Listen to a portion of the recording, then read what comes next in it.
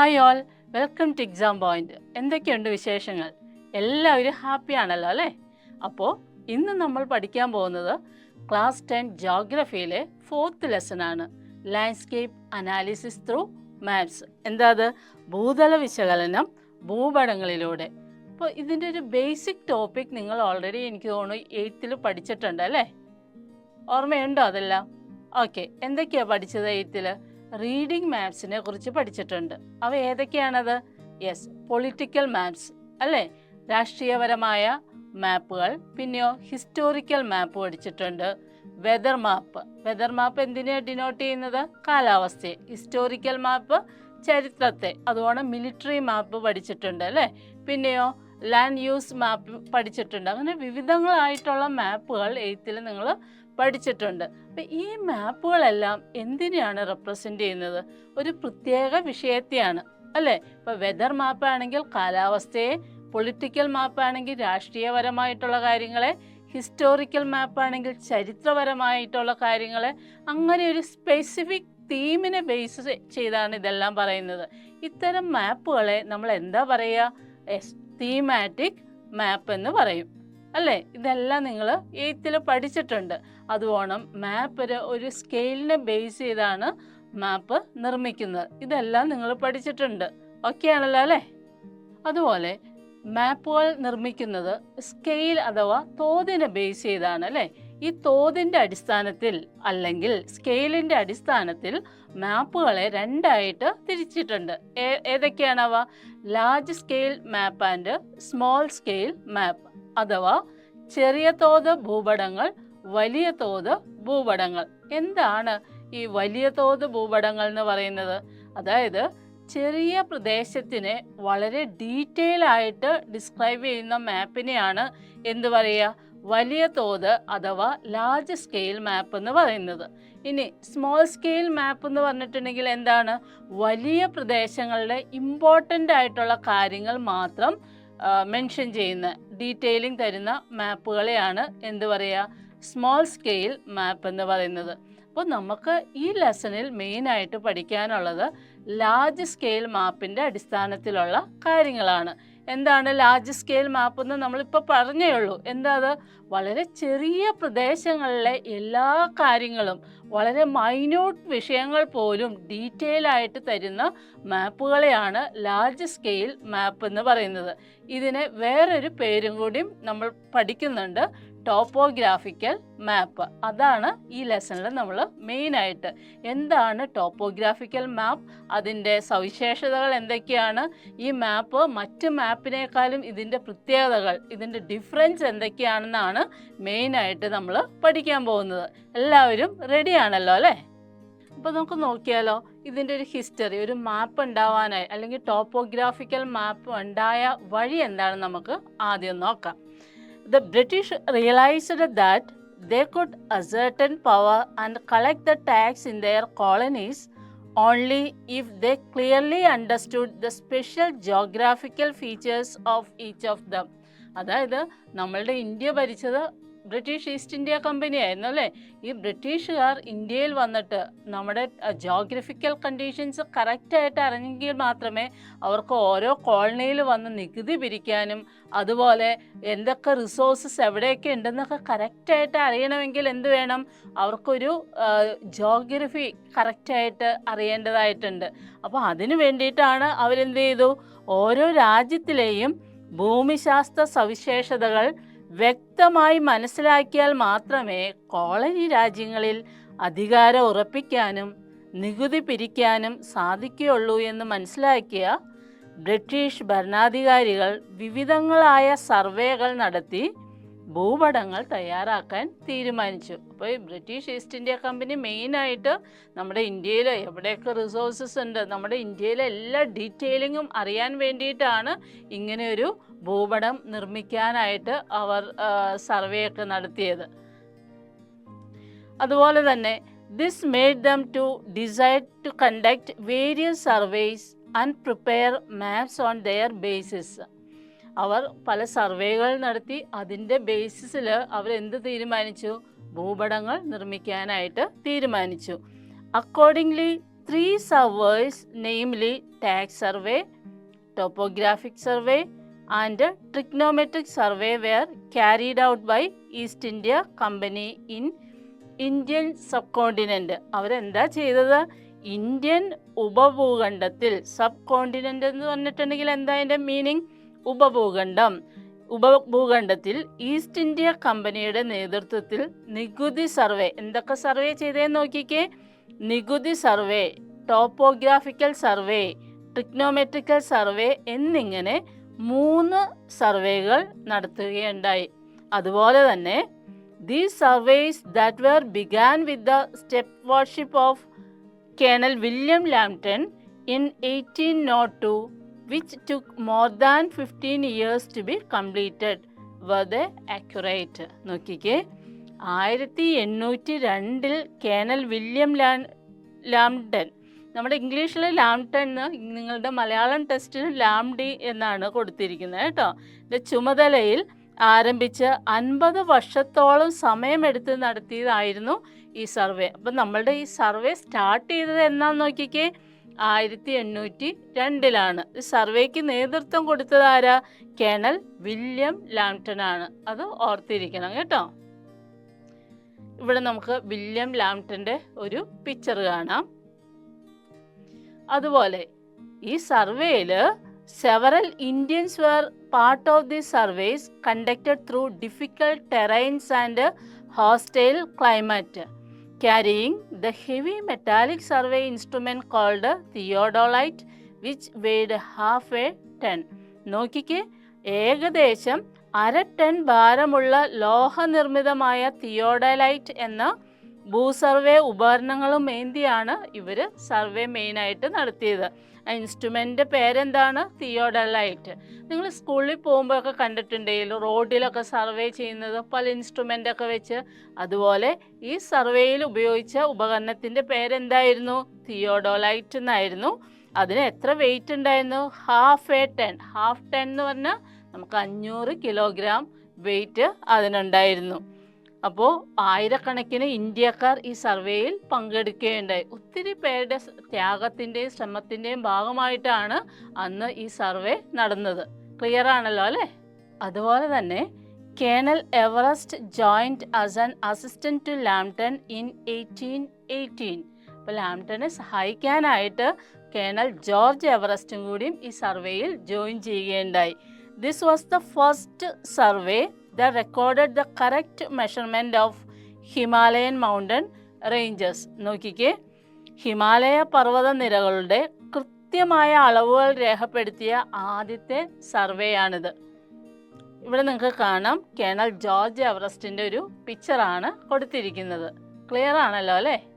അതുപോലെ തന്നെ as tribute to George Everest, who took up the survey as Lambton's successor or highest peak in the Himalayan mountain ranges was named as Mount Everest. എന്താ നോക്കിയേ, William ലാംപ്ടന് ശേഷം സർവേയുടെ ചുമതല ഏറ്റെടുത്ത George എവറസ്റ്റിനോടുള്ള ആദരസൂചകമായി പിൽക്കാലത്ത് ഹിമാലയ നിരകളിലെ ഏറ്റവും ഉയർന്ന കൊടുമുടിക്ക് മൗണ്ട് എവറസ്റ്റ് എന്ന് പേര് നൽകുകയുണ്ടായി. അപ്പോൾ ഏറ്റവും ഉയരം കൂടിയ കൊടുമുടി ഏതാ? മൗണ്ട് എവറസ്റ്റ് ആണ്. ഈ മൗണ്ട് എവറസ്റ്റിന് ആ പേര് വരാൻ കാരണം എന്താ? ഹിമാലയൻ പർവ്വത നിരകളിലെ സർവേയിൽ ഏറ്റവും അധികം ലീഡ് ചെയ്തത് ആരായിരുന്നു? അതായത് ജോർജ് എവറസ്റ്റ് ആണ്. അദ്ദേഹത്തിൻ്റെ ഓർമ്മയ്ക്കായിട്ട്, ട്രിബ്യൂട്ടായിട്ടാണ് ഇങ്ങനെ ആ കൊടുമുടിക്ക് പേര് നൽകുകയുണ്ടായത്. ക്ലിയർ ആണല്ലോ അല്ലേ? അപ്പോൾ ഈ ലെസണിൽ നമുക്ക് മെയിനായിട്ട് പഠിക്കാനുള്ളത് എന്താണ്? ടോപ്പോഗ്രാഫിക് മാപ്പ് അഥവാ ധരാതലീയ ഭൂപടങ്ങൾ. അപ്പോൾ നമ്മൾ ഓൾറെഡി ഡിസ്കസ് ചെയ്തു അല്ലേ? അതായത് ലാർജ് സ്കെയിൽ മാപ്പിനെയാണ് നമ്മൾ എന്തും പറയുക? ടോപ്പോഗ്രാഫിക് മാപ്പ് എന്ന് പറയുക. എന്തായിരുന്നു ലാർജ് സ്കെയിൽ മാപ്പിൽ പറഞ്ഞിരുന്നത്? അതായത് ഏറ്റവും ചെറിയ പ്രദേശത്തിലെ മൈന്യൂട്ട് കാര്യങ്ങൾ വളരെ ഡീറ്റെയിൽ ആയിട്ട് ഡിസ്ക്രൈബ് ചെയ്യുന്ന മാപ്പുകളെയാണ് നമ്മൾ എന്ത് പറയുക? ടോപ്പോഗ്രാഫിക് മാപ്പ്. പക്ഷേ അതിൻ്റെ ഡെഫിനിഷൻ കറക്റ്റായിട്ട് പഠിച്ചിരിക്കണം. Topographic maps depict in minute detail all the natural and man-made features on the earth surface. അതായത് പ്രകൃതിദത്തവും മനുഷ്യനിർമ്മിതവുമായ, അതായത് ഇവിടെ നോക്കിയേ, നാച്ചുറൽ പ്രകൃതിദത്തം, മാൻമെയ്ഡ് ഫീച്ചേഴ്സ് എന്ന് വെച്ചിട്ടുണ്ടെങ്കിൽ എന്താ, മനുഷ്യനിർമ്മിതമായ സവിശേഷതകളെയാണ് എന്ത് പറയുക, മാൻമെയ്ഡ് ഫീച്ചേഴ്സ് എന്ന് പറയുക. അപ്പോൾ വളരെ സൂക്ഷ്മമായി ചിത്രീകരിക്കുന്ന ഭൂപടങ്ങളാണ് ധരാതലീയ ഭൂപടങ്ങൾ എന്ന് പറയുന്നത്. അപ്പോൾ ഫിസിക്കൽ ആൻഡ് മാൻമെയ്ഡ് നമുക്ക് കാണാം. ഈ ടോപ്പോഗ്രാഫിക് മാപ്സിൽ ഫിസിക്കൽ ആൻഡ് അതുപോലെ തന്നെ മാൻമെയ്ഡ് തിങ്സിനെ കുറിച്ചാണ് കൂടുതലായിട്ട് പറയുക. എന്താ ഫിസിക്കൽ? നമുക്ക് അറിയാം അല്ലേ, ഫിസിക്കൽ അല്ലെങ്കിൽ നാച്ചുറൽ തിങ്സ് എന്തൊക്കെയാണ് നമുക്കറിയാം. നമ്മുടെ തടാകങ്ങളെക്കുറിച്ചുള്ള ഡിസ്ക്രിപ്ഷൻ, പർവ്വതങ്ങളെക്കുറിച്ചുള്ള ഡിസ്ക്രിപ്ഷൻ, അതുപോലെ ഫോറസ്റ്റ്, ഇതെല്ലാം എന്താണ്, നാച്ചുറലാണ്. ഇവയെല്ലാം മെൻഷൻ ചെയ്തിട്ടുണ്ട് ടോപ്പോഗ്രാഫിക് മാപ്പിൽ. അതുപോലെ തന്നെ മാൻമെയ്ഡ്, മനുഷ്യനിർമ്മിതമായ, നമുക്കറിയാം പല ബിൽഡിങ്സ്, റോഡുകൾ അല്ലേ, പലതരം കൺസ്ട്രക്ഷൻസ്, ഇതെല്ലാം മനുഷ്യനിർമ്മിതമായ കാര്യങ്ങളാണ്. ഇവയെക്കുറിച്ചും ടോപ്പോഗ്രാഫിക് മാപ്പിൽ മെൻഷൻ ചെയ്തിട്ടുണ്ട്. ഇവയൊക്കെ നമുക്ക് ഡീറ്റെയിൽ ആയിട്ട് പഠിക്കാം ഈ ലെസണിൽ. അപ്പം നോക്കുക, these maps contain the important surface features. എന്തിനെയൊക്കെ കുറിച്ച് പറഞ്ഞിട്ടുണ്ട്? The undulation of terrain. എന്താണ് അണ്ടുലേഷൻ ഓഫ് ടെറൈൻ എന്ന് പറഞ്ഞിട്ടുണ്ടെങ്കിൽ, ഭൗമോപരിതലത്തിൽ ഉയർച്ച താഴ്ചകളെ കുറിച്ച് പറയുന്നതിനെയാണ് എന്ത് പറയുക, അണ്ടുലേഷൻ ഓഫ് ടെറൈൻ എന്ന് പറയുക. അതുപോലെ തന്നെ rivers, other water bodies, forest, agricultural land, barren land, villages, town, transport and telecommunication system, ഇവയൊക്കെ കുറിച്ച് ഡീറ്റെയിലിംഗ് ആയിട്ട് ഈ ഒരു മാപ്പിൽ കൊടുത്തിട്ടുണ്ട്. എന്തൊക്കെയായിരുന്നു? ഭൗമോപരിതലത്തിലെ ഉയർച്ച താഴ്ചകൾ, മീനിങ് മനസ്സിലാക്കുക. അണ്ടുലേഷൻ ഓഫ് ടെറൈൻ എന്ന് പറഞ്ഞിട്ടുണ്ടെങ്കിൽ അതാണ് ഉയർച്ച താഴ്ചകൾ. അതുപോലെ നദികളെക്കുറിച്ച്, മറ്റ് ജലാശയങ്ങളെക്കുറിച്ച്, വനങ്ങളെക്കുറിച്ച്, കൃഷിസ്ഥലങ്ങൾ, തരിശുഭൂമികൾ. ഇവിടെ നമ്മൾ പറഞ്ഞു അല്ലേ, ബാരൻ ലാൻഡ്. ബാരൻ ലാൻഡ് എന്ന് വെച്ചാൽ എന്താ, തരിശുഭൂമികൾ, ഗ്രാമങ്ങൾ, പട്ടണങ്ങൾ, അതുപോലെ ഗതാഗത വാർത്താവിനിമയ മാർഗങ്ങൾ തുടങ്ങിയ പ്രധാനപ്പെട്ട ഭൗമോപരിതല സവിശേഷതകളാണ് ഈ ഭൂപടങ്ങളിൽ ചിത്രീകരിച്ചിട്ടുള്ളത്, അതിൽ ടോപ്പോഗ്രാഫിക് മാപ്പിൽ ചിത്രീകരിച്ചിട്ടുള്ളത്. ഇതിൽ നോക്കിക്കേ, ഇതിൽ നമുക്ക് കാണാം ഫിസിക്കലും കൾച്ചറലും ആയിട്ടുള്ള കാര്യങ്ങൾ കാണാം, അല്ലെങ്കിൽ നാച്ചുറൽ തിങ്സും മാൻമെയ്ഡ് തിങ്സും ഇതിലുണ്ട് അല്ലേ. എന്തൊക്കെയാ? ഉയർച്ച താഴ്ചകൾ, നദികളൊക്കെ ഇതിലാണ് പെടുന്നത്, അതായത് ഫിസിക്കലാണ്. മറ്റ് ജലാശയങ്ങൾ ഫിസിക്കലാണ്. വനങ്ങൾ, കൃഷിസ്ഥലങ്ങളോ, കൃഷിസ്ഥലങ്ങളും മാൻമെയ്ഡ് തിങ്സ് ആണ് അല്ലേ, മനുഷ്യനിർമ്മിതമാണ്. തരിശുഭൂമികൾ, ഗ്രാമങ്ങൾ, പട്ടണങ്ങൾ, ഇവയെല്ലാം ഓക്കെ, ഗതാഗത വാർത്താവിനിമയ മാർഗങ്ങൾ, ഇതൊക്കെ നമുക്ക് എന്താ, മാൻമെയ്ഡ് തിങ്സ്. അതൊക്കെ നമുക്ക് ഡീറ്റെയിൽ ആയിട്ട് ഈ ഒരു ഗ്രാഫിൽ കൂടെ നമുക്ക് ടോപ്പോഗ്രാഫിക് നമുക്ക് പഠിക്കാം. അതുപോലെ നോക്കിയേ, in India preparation of topographic map is entrusted to a central government agency named Survey of India. വളരെ ഇമ്പോർട്ടൻ്റ് ആണ്. ഇന്ത്യയിൽ ധരാതലീയ ഭൂപട നിർമ്മാണത്തിൻ്റെ, അതായത് ടോപ്പോഗ്രാഫിക് മാപ്സിൻ്റെ ചുമതല ആർക്കാണ്? സർവേ ഓഫ് ഇന്ത്യ എന്ന കേന്ദ്ര സർക്കാർ ഏജൻസിക്കാണ്. മറന്നു പോവരുത്, പേര് മറന്നു പോവരുത്, സർവേ ഓഫ് ഇന്ത്യ. ഓക്കെ, ഇവിടെ നോക്കിയേ, അതിൻ്റെ ഒരു പിക്ചറാണ് സർവേ ഓഫ് ഇന്ത്യ, ആ ഒരു ഏജൻസി സ്ഥിതി ചെയ്യുന്നതിൻ്റെ ഒരു പിക്ചറാണ് ഇവിടെ കാണിച്ചിരിക്കുന്നത്. ഇത് ക്ലിയർ ആണല്ലോ അല്ലേ. ഇനി അതുപോലെ നമുക്ക് ടോപ്പോ ഷീറ്റ്, ഈ ടോപ്പോഗ്രാഫിക്ക് എങ്ങനെയാണ് ഈ ഒരു പേര് വന്നതെന്ന് നമുക്ക് നോക്കാം. The English term topography is derived from the Greek terms topo and graphy. Okay, Greek പദത്തിൽ നിന്നാണ് ടോപ്പോഗ്രാഫി വന്നത്. ടോപ്പോ ആൻഡ് ഗ്രാഫിയുടെ അർത്ഥം എന്താ? Which mean place and to write or draw. അതായത് topo means place, graphy means what? Write or draw respectively. Topographic maps also called topo sheets. Topographic മാപ്സിനെ എന്തും കൂടി പറയാം? ടോപ്പോ ഷീറ്റ് എന്നും കൂടി പറയാം. അപ്പം നോക്കിക്കേ, ടോപ്പോ ഷീറ്റുകൾ അല്ലെങ്കിൽ ടോപ്പോഗ്രാഫിക് മാപ്സ് എങ്ങനെയാണ് വന്നതെന്ന് നോക്കിയേ. ടോപ്പോ, ഗ്രാഫേ എന്നീ രണ്ട് ഗ്രീക്ക് പദങ്ങളിൽ നിന്നാണ് ടോപ്പോഗ്രാഫിക് എന്ന ഇംഗ്ലീഷ് പദം രൂപപ്പെട്ടിട്ടുള്ളത്. എന്തായിരുന്നു അതിൻ്റെ മീനിങ്? ടോപ്പോ എന്നതിൻ്റെ അർത്ഥം സ്ഥലം, ഗ്രാഫേ എന്നതിൻ്റെ അർത്ഥം വരയ്ക്കുക അഥവാ എഴുതുക, ടു റൈറ്റ് ഓർ ഡ്രോ എന്നുമാണ് അർത്ഥം.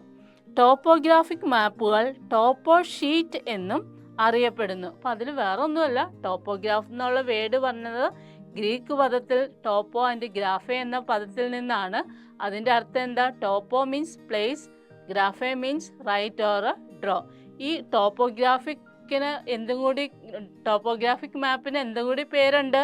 യെസ്, ടോപ്പോ ഷീറ്റ്, ടോപ്പോ ഷീറ്റുകൾ അഥവാ ടോപ്പോ ഷീറ്റ് എന്നും കൂടി പറയാം. ഓക്കെ ആണല്ലോ അല്ലേ? ഇനി നമുക്ക് യൂസസ് ഓഫ് ടോപ്പോഗ്രാഫിക് മാപ്സ് പഠിക്കാം. ധരാതലീയ ഭൂപടങ്ങളുടെ ഉപയോഗങ്ങൾ എന്തൊക്കെയാണെന്ന് നോക്കാം. Analyse of the physical and cultural features of the earth surface. നമ്മൾ പറഞ്ഞു ഓൾറെഡി അല്ലേ, മാപ്പിൽ എന്തൊക്കെയുണ്ട്? മാൻമെയ്ഡ് തിങ്സിനെ കുറിച്ചും അതുപോലെ നാച്ചുറൽ തിങ്സിനെ കുറിച്ച് ഡീറ്റെയിലിംഗ് കൊടുത്തിട്ടുണ്ട്. എന്താ ഈ ഫിസിക്കൽ എന്ന് പറഞ്ഞിട്ടുണ്ടെങ്കിൽ എന്താ? യെസ്, പ്രകൃതിദത്തമായ തിങ്സ് തന്നെയാണ് ഫിസിക്കൽ എന്ന് പറയുക. കൾച്ചറൽ എന്ന് പറയുന്നത് എന്താ? മാൻമെയ്ഡ് തിങ്സ് ആണ് കൾച്ചറൽ ഫീച്ചേഴ്സ് എന്ന് പറയുക. ഭൂപ്രദേശങ്ങളുടെ ഭൗതികവും സാംസ്കാരികവുമായ സവിശേഷങ്ങൾ വിശകലനം ചെയ്യാം. ഇതാണ് ഒരു യൂസ്. അത് മറന്നു പോകരുത്. ഫിസിക്കൽ എന്ന് പറഞ്ഞിട്ടുണ്ടെങ്കിൽ related to natural things, and cultural എന്ന് പറഞ്ഞിട്ടുണ്ടെങ്കിൽ എന്താണ്? റിലേറ്റഡ് ടു മാൻമെയ്ഡ് ഒബ്ജക്ട്സ് അല്ലെങ്കിൽ മാൻമെയ്ഡ് തിങ്സിനെ കുറിച്ച് ഡീറ്റെയിലിംഗ് കൊടുത്തതിനെയാണ് കൾച്ചറൽ എന്ന് പറയുക. അതുപോലെ for military operation and preparation of military maps. എന്തിനൊക്കെ വേണ്ടിയാ? സൈനിക പ്രവർത്തനങ്ങൾക്കും സൈനിക ഭൂപടങ്ങളുടെ നിർമ്മാണത്തിനും ഇത് നമുക്ക് ഉപയോഗിക്കാം. ഈ ടോപ്പോഗ്രാഫിക് മാപ്പിൽ ഡീറ്റെയിലിംഗ് ആയിട്ട് സൈനിക ഭൂപടങ്ങളുടെ നിർമ്മാണത്തെക്കുറിച്ചൊക്കെ കൂടുതലായിട്ട് അറിയാൻ സാധിക്കും. ഇപ്പോൾ നമ്മുടെ ഇന്ത്യ പോലെയുള്ള രാജ്യങ്ങൾ വേറൊരു രാജ്യത്തിലേക്ക് എന്താ പറയുക യുദ്ധത്തിന് പോകണമെങ്കിൽ അവരുടെ ജോഗ്രാഫിക് മാപ്സ് ഡീറ്റെയിൽ ആയിട്ട് അറിഞ്ഞെങ്കിൽ നമുക്ക് ഏതിലൂടെയൊക്കെ സൈന്യത്തിന് അവരെ അറ്റാക്ക് ചെയ്യണം എന്നൊക്കെ അറിയാൻ പറ്റുള്ളൂ. അപ്പോൾ അത്തരം കാര്യങ്ങൾക്കും ഈ മാപ്പ് വളരെയധികം ഉപയോഗപ്രദമാണ്.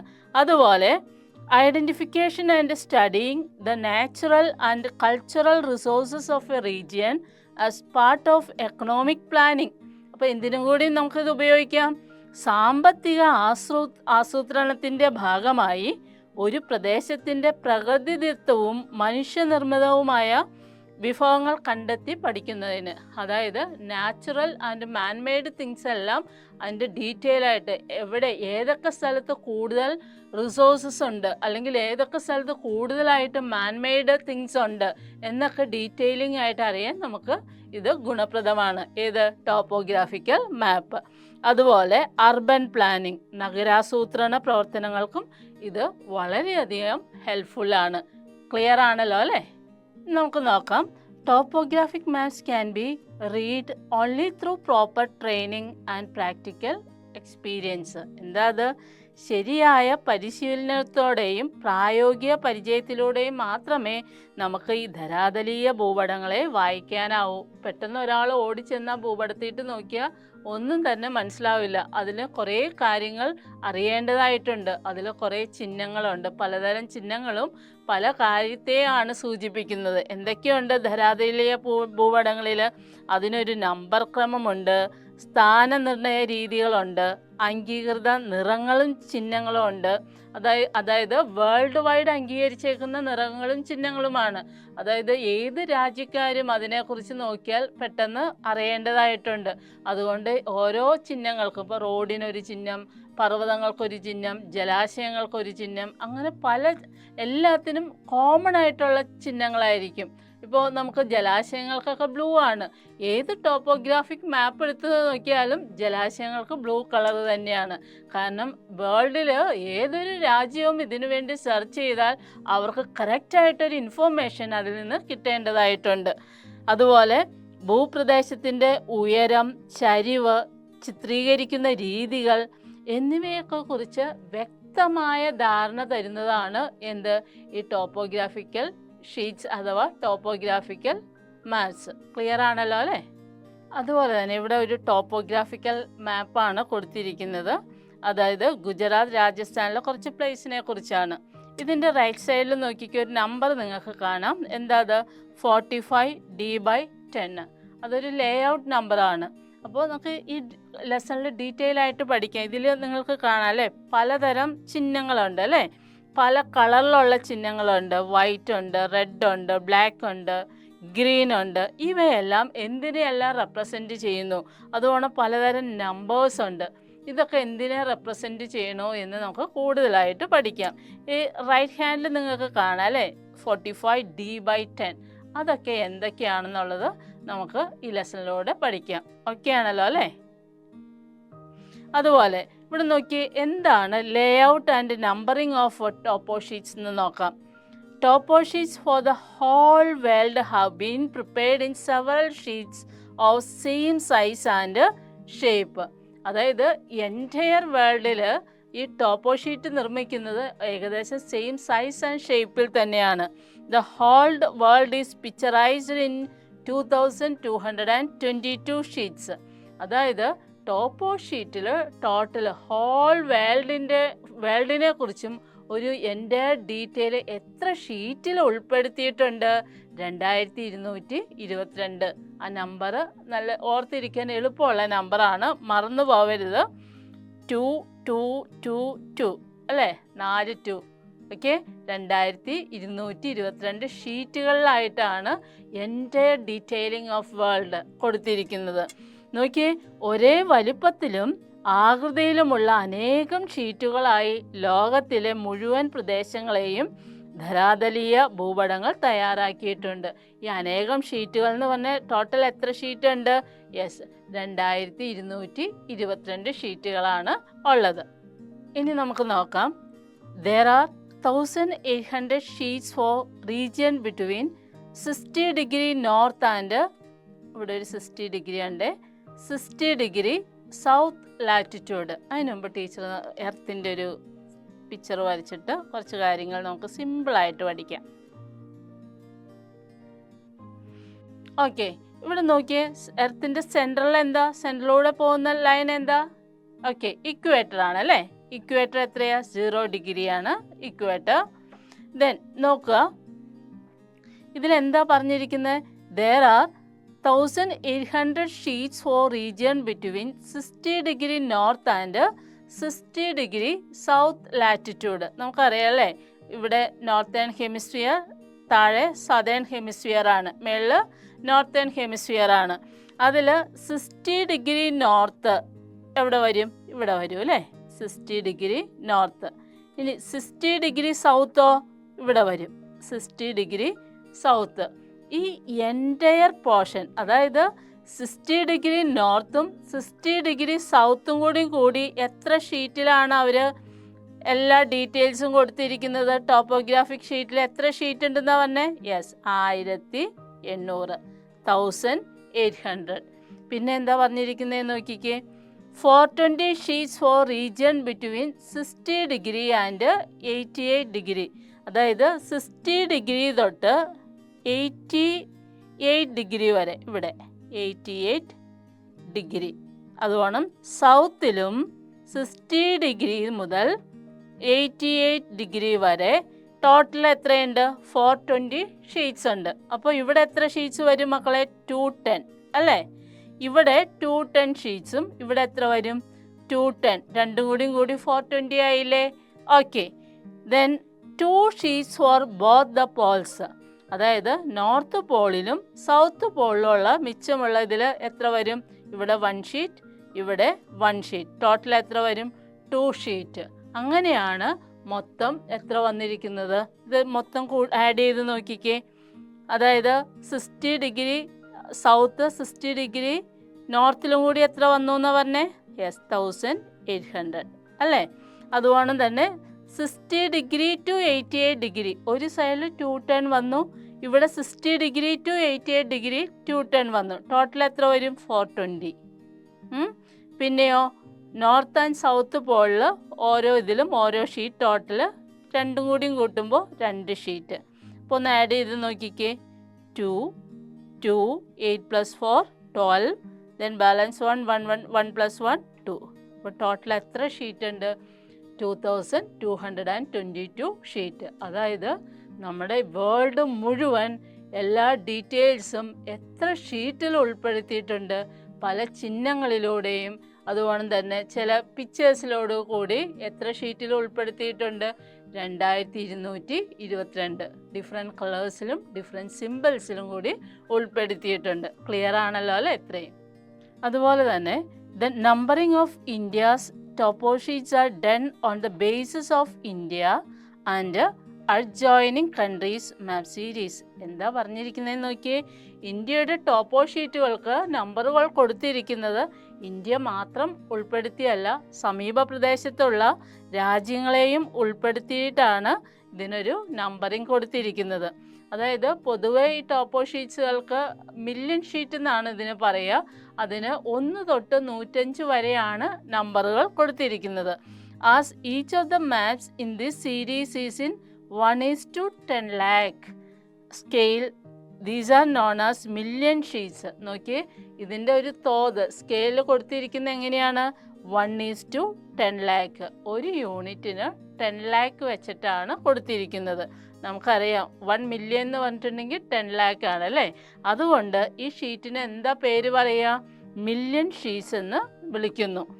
അതുപോലെ തന്നെ നോക്കിയേ, മില്യൺ ഷീറ്റ്സിൻ്റെ ഒരു പിക്ചർ കൊടുത്തിരിക്കുകയാണ്. ഈ ഇന്ത്യയിൽ സമീപ പ്രദേശത്തെ ചുറ്റുമുള്ള പ്രദേശങ്ങൾക്ക് നിങ്ങൾക്ക് കാണാം ഈ മാപ്പിൽ നമ്പർ കൊടുത്തിട്ടുണ്ട് അല്ലേ? പൊതുവെ 1 തൊട്ട് 105 വരെയാണ് നമ്പറുകൾ കൊടുത്തിരിക്കുന്നത്. അപ്പോൾ ആ മില്യൺ ഷീറ്റ്സിൻ്റെ ഒരു പിക്ചറാണ് ഇതിൽ കാണിച്ചിരിക്കുന്നത്. ഇനി അതിൻ്റെ ഡീറ്റെയിലിംഗ് ആയിട്ടുള്ള കാര്യങ്ങൾ നമുക്ക് നോക്കാം. ഇവിടെ നോക്കുക, ഈ മില്യൺ ഷീറ്റ്സിൽ ഒരു ഏരിയ മാത്രം എടുത്തിരിക്കുകയാണ്. 1 to 105 വരെയാണ് അതിൻ്റെ നമ്പേഴ്സ്. ഇവിടെ നോക്കിക്കേ, ഒരു കുറച്ച് പോർഷൻ മാത്രം നമ്പറിൽ നോക്കിക്കേ. 45, 46, 47 അങ്ങനെ പോയി എത്ര വരെ ഉണ്ട്? 105 വരെയുണ്ട്. ഇതിൻ്റെ കുറച്ചൊരു ഷീറ്റ്സിൻ്റെ കുറച്ച് പോർഷൻ മാത്രമേ ഇതിൽ കാണിച്ചിട്ടുള്ളൂ കേട്ടോ. ഇനി നമുക്ക് നോക്കാം മില്യൺ ഷീറ്റ്സ് എന്ന് വെച്ചിട്ടുണ്ടെങ്കിൽ. Million sheets covering 4 degree latitudinal and 4 degree longitudinal extent are given numbers from 1 to 105. എന്താ പറഞ്ഞിരിക്കുന്നത്? 4 ഡിഗ്രി അക്ഷാംശവും 4 ഡിഗ്രി രേഖാംശവും വ്യാപ്തിയായി ഉൾക്കൊള്ളുന്ന മില്യൺ ഷീറ്റുകൾക്ക് 1 മുതൽ 105 വരെയാണ് ഇവർ നമ്പറുകൾ കൊടുത്തിരിക്കുന്നത്. അതുപോലെ ഈ നമ്പറുകളെ എന്ത് പറയും? ഇൻഡെക്സ് നമ്പറുകൾ എന്ന് പറയും, അഥവാ എന്തുകൂടി സൂചക നമ്പറുകൾ എന്ന് വിളിക്കുന്നു. അപ്പോൾ നോക്കിയേ, മില്യൺ ഷീറ്റ്സ് അതിൻ്റെ റേഷ്യോ എന്താ? 1:10 lakh ആണ് സ്കെയിൽ എടുത്തിരിക്കുന്നത്. അപ്പോൾ 1 centimeter ആണെങ്കിൽ 10 lakh centimeter ആണ് കണക്ട് ചെയ്യുന്നത്. ഓക്കെ, മാപ്പിലെ ഒരു യൂണിറ്റും അതായത് എൻ്റയർ വേൾഡിനെ റെപ്രസെൻ്റ് ചെയ്യുന്നത് 10 lakh centimeter ആയിരിക്കും. അതുകൊണ്ടാണ് സെൻറ്റിമീറ്ററിൽ എടുക്കുന്നതെങ്കിൽ അങ്ങനെ മനസ്സിലായല്ലോ. യൂണിറ്റിൻ്റെ റേഷ്യോ 1:, ഒരു യൂണിറ്റിന് 10 lakh. അതുകൊണ്ടാണ് എന്ത് പേര് വന്നിരിക്കുന്നത്? മില്യൺ ഷീറ്റ് എന്ന് പേര് വന്നിരിക്കുന്നത്. ഓക്കെ, ഇപ്പോൾ ഇൻഡെക്സ് നമ്പർ, ആ നമ്പറിന് 1 തൊട്ട് 105 വരെയുള്ള നമ്പറുകളുണ്ട് അല്ലേ? അവയെ എന്താ പറയുക? ഇൻഡെക്സ് നമ്പർ അഥവാ സൂചക നമ്പറുകൾ എന്ന് വിളിക്കുന്നു. ക്ലിയർ ആണല്ലോ അല്ലേ? നമ്മളിപ്പോൾ മില്യൺ ഷീറ്റ്സിനെ കുറിച്ചാണ് പറഞ്ഞത് അല്ലേ? അപ്പോൾ മില്യൺ ഷീറ്റ്സിൻ്റെ ഒരു ചെറിയ പോർഷനാണ് ഈ ഫസ്റ്റ് ബോക്സിൽ കാണിച്ചിരിക്കുന്നത്. നമ്മൾ പറഞ്ഞു ഇതിൽ എത്ര നമ്പേഴ്സ് ഉണ്ട്? 1 തുടങ്ങി 105 വരെ, 1 to 105 വരെയാണ്. ഇതിൽ ഒരു 55 എന്ന നമ്പർ നോക്കിക്കേ. മില്യൺ ഷീറ്റിൽ ഒരു നമ്പറാണ് 55 എന്നുള്ളത്. ഈ 55 ആ നമ്പറിൻ്റെ ഉള്ളിലും അതിലും മൈന്യൂട്ടായുള്ള ഡീറ്റെയിലിംഗ് കൊടുക്കാൻ വേണ്ടിയിട്ട് എന്ത് ചെയ്തിട്ടുണ്ടെന്ന് പറഞ്ഞേ? 4 degree longitude and 4 degree latitude ആയിട്ട് ഡിവൈഡ് ചെയ്യുക. അതിൽ ഓരോ ഡിഗ്രി ആയിട്ട് നമ്മൾ എടുക്കുക. 4 ഡിഗ്രിയെ ഓരോ ഡിഗ്രി ആയിട്ട് അത് സബ് ഡിവൈഡ് ചെയ്താൽ എങ്ങനെ വരും? നമുക്ക് നോക്കാം. അതായത് 1, 2, 3, 4 അത് വേണം താഴെയിട്ട്. ലാറ്റിറ്റ്യൂഡ് ലോങ്ങിറ്റ്യൂഡിന് 4 degree സബ് ഡിവിഷൻ 1 ഓരോ യൂണിറ്റ് ആയിട്ട് നമ്മൾ എടുക്കുക. അപ്പോൾ 1 ഡിഗ്രി ആയിട്ട് ഡിവൈഡ് ചെയ്യുമ്പോൾ 1, 2, 3, 4 വരും അല്ലേ? അപ്പം നോക്കിയേ, നമുക്ക് വരയ്ക്കാം. വരയ്ക്കുക. അപ്പോൾ 1, 2, 3, 4 ഇവിടെ 1, 2, 3, 4. അപ്പോൾ നമുക്ക് ടോട്ടൽ എത്ര ഇത് വന്നു? യൂണിറ്റ്സ് വന്നു 16 യൂണിറ്റ് ഉണ്ട്. അപ്പോൾ ഈ ഒരു 55 അതായത് മില്യൺ ഷീറ്റിലെ ഒരു മെയിൻ കോളമാണ് നമ്പറിങ് ചെയ്തിട്ടുള്ളത് 55. അതിലും മൈന്യൂട്ടായിട്ടുള്ള കാര്യങ്ങൾ ഉൾക്കൊള്ളിക്കാൻ വേണ്ടി അതിനെ വീണ്ടും 16 പാർട്സ് ആയിട്ട് ഡിവൈഡ് ചെയ്തിട്ടുണ്ട്. പക്ഷേ ഇതിലെങ്ങനെയാണ് നമ്മൾ നമ്പേഴ്സ് അല്ല കൊടുക്കുന്നത്, പകരം A to P വരെയുള്ള ലെറ്റേഴ്സാണ് കൊടുത്തിരിക്കുന്നത്. നോക്കിക്കേ, A, B, C, D, E, F etcetera അങ്ങനെ പോയി M, N, O, P. അപ്പോൾ ഓർത്തിരിക്കുക, ഡിഗ്രി ഷീറ്റുകളെയാണ്. അപ്പോൾ മില്യൺ ഷീറ്റിന് ഓരോ കോളം ഇവിടെ 55 അല്ലെങ്കിൽ 64 എടുക്കുക. ഇവയെല്ലാം എന്തായിട്ട് വീണ്ടും സബ് ഡിവൈഡ് ചെയ്തിട്ടുണ്ട്. യെസ്, വീണ്ടും 16 പാർട്സ് ആയിട്ട് സബ് ഡിവൈഡ് ചെയ്തിട്ടുണ്ട്. ഇവിടെ ഡിഗ്രി ഷീറ്റിൽ നമ്പേഴ്സിന് പകരം എന്താണ് ഫില്ല് ചെയ്തിരിക്കുന്നത്? A തൊട്ട് P വരെയുള്ള ലെറ്റേഴ്സാണ് ഫില്ല് ചെയ്തിരിക്കുന്നത്. നോക്കിക്കേ, ഇപ്പോൾ ഡിഗ്രി ഷീറ്റ് നമുക്ക് കൂടുതലായിട്ട് പഠിക്കാം. Each million sheet is divided into 16 parts in order A, B, C, D, etc. up to P. Clear ആണല്ലോ? അതായത് ഓരോ million ഷീറ്റിനെയും A, B, C, D, etc. എന്ന ക്രമത്തിൽ P വരെയുള്ള 16 ഭാഗങ്ങളായിട്ട് തിരിച്ചിട്ടുണ്ട്. അതിൽ for example million sheet numbered 55 is divided into 16 parts as 55A, 55B, 55C, etcetera. അപ്പം നോക്കിക്കേ, ഈ 55ൽ എന്തെങ്കിലും വേൾഡിനെ കുറിച്ചുള്ള മൈന്യൂട്ട് കാര്യങ്ങളുണ്ടെങ്കിൽ അതിനെ വീണ്ടും സബ് ഡിവൈഡ് ചെയ്തു എന്ന് പറഞ്ഞല്ലോ. അപ്പോൾ അത് ഏത് ഭാഗത്തായിട്ടാണ് കിടക്കുന്നതെന്നുള്ളത് എങ്ങനെ അറിയാം? നമുക്ക് ഈ എയിലാണെങ്കിൽ നമ്മൾ എന്ത് പറയും? 55 എയിലാണ്. ജെയിലാണെങ്കിലോ 55 ജെയിലാണ്. മനസ്സിലായോ? ഈ മില്യൺ ഷീറ്റിൽ ഒരു കോളത്തെയാണ് ടീച്ചർ 16 പാർട്സ് ആയിട്ട് എടുത്തിരിക്കുന്നത്. അതുപോലെ 1 തൊട്ട് 105 105 വരെയുള്ളതിലും ഓരോ കോളത്തിനും 16 ഈക്വൽ പാർട്സ് ആയിട്ട് ഡിവൈഡ് ചെയ്ത് ഓരോ മൈന്യൂട്ട് കാര്യങ്ങളും ഡീറ്റെയിൽ ആയിട്ട് കൊടുക്കുന്നുണ്ട്. ഇപ്പം അതിൻ്റെ ഒരു കോളം മാത്രം മെൻഷൻ ചെയ്തു എന്നേ ഉള്ളൂ, അതിനെ വീണ്ടും 16 സബ് ഡിവൈഡ് ചെയ്തത്. അപ്പോൾ 55ൻ്റെ ഡിഗ്രി ഷീറ്റ്സ് ആണിത്. ആ ഒരൊറ്റ കോളത്തിൻ്റെ ഡിഗ്രി ഷീറ്റ്സ് ആണ്.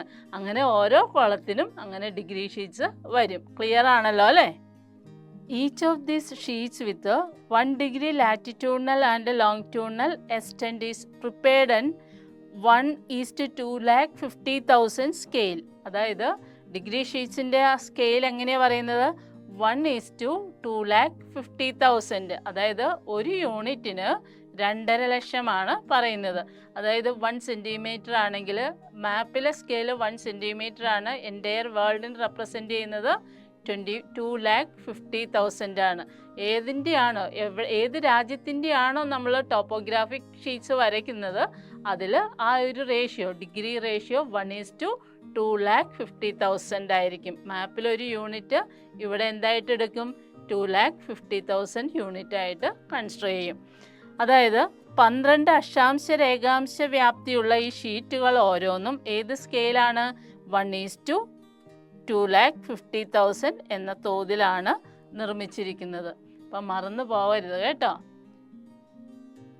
അതുപോലെ നമുക്ക് നോക്കാം, ഈ ഡിഗ്രി ഷീറ്റിനെ വീണ്ടും എന്തായിട്ട് തിരിച്ചിട്ടുണ്ട്? 16 സബ് ഡിവിഷൻസ് വീണ്ടും വരുന്നുണ്ട്. ഇവിടെ നോക്കിയേ, നമ്മൾ പറഞ്ഞു ഡിഗ്രി ഷീറ്റ്സ്, അതിൽ ഇപ്പോൾ D എന്നൊരു ഡിഗ്രി ഷീറ്റ് എടുക്കുകയാണെങ്കിൽ അതിനെ വീണ്ടും 16 കോളങ്ങളായിട്ട് സബ് ഡിവൈഡ് ചെയ്തിട്ടുണ്ട്. ഇതിൽ നമ്പറിങ് കൊടുക്കുന്നത് 1 to 16 ആണ്. നോക്കിയേ, 1, 2, 3, 4, 5, 6, 7, 8 അങ്ങനെ 16 വരെ. അപ്പോൾ അത് ക്ലിയർ ആയോ? അത് കറക്റ്റായിട്ട് പഠിക്കണം. എപ്പോഴും എക്സാമിന് ഈ ഒരു പോർഷനിൽ നിന്ന് ക്വസ്റ്റ്യൻസ് വരാറുണ്ട്. ഇപ്പം നമ്മൾ ആദ്യം കുറേ ഷീറ്റ്സ് പറഞ്ഞു അല്ലേ?